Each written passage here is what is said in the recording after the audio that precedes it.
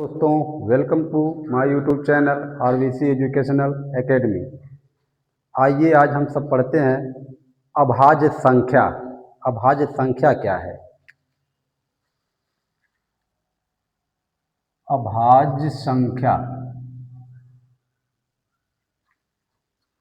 अभाज्य संख्या, इसको एक नाम और भी जिसको बोलते हैं रूढ़ संख्या।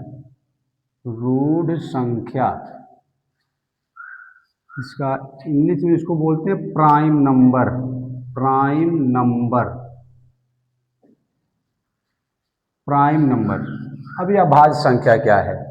देखिए, 2, 3, 5, 7, 11, 13, ये सब अभाज्य संख्या हैं। अब अभाज्य संख्या कैसे हैं?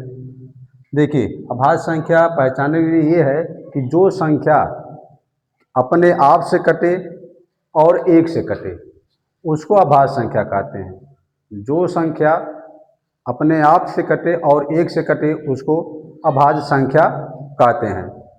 और इसको एक तरह और भी कह सकते हैं कि जिन संख्याओं के केवल 2 ही फैक्टर हो उसको अभाज्य संख्या कहते हैं। देखिए, जैसे 2 केवल 1 से कटेगा और 2 से कटेगा, 3 1 से कटेगा, 3 से कटेगा, 5 1 से कटेगा, 5 से कटेगा। तो इन सब संख्याओं को हम क्या बोलते हैं? अभाज्य संख्या। तो अभाज्य संख्या वो संख्या है जो अपने आप से कटे और एक से कटे उसको हम अभाज्य संख्या कहते हैं। इसके बाद क्वेश्चन उठता है एक क्या अभाज्य संख्या है कि नहीं है? तो एक जो है वो अभाज्य संख्या नहीं है। क्यों? क्योंकि एक के पास केवल एक ही गुणनखंड है।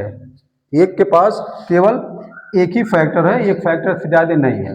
मतलब 2 फैक्टर होना चाहिए। अभाज्य संख्या होने के लिए 2 फैक्टर होने चाहिए और एक के पास केवल एक ही अभाज्य संख्या, मतलब एक के पास केवल एक ही गुणनखंड है, इसलिए एक हमारा जो है अभाज्य संख्या नहीं है।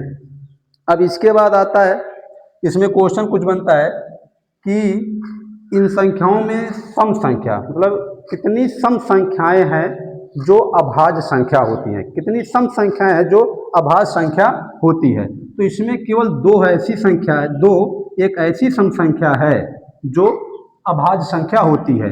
2 सम भी है और साथ में ये अभाज्य संख्या भी है। इसके बाद एक क्वेश्चन और यहाँ से बनता है कि कितनी विषम संख्याएं अभाज्य संख्याएं होती हैं, कितनी विषम संख्याएं अभाज्य संख्याएं होती हैं।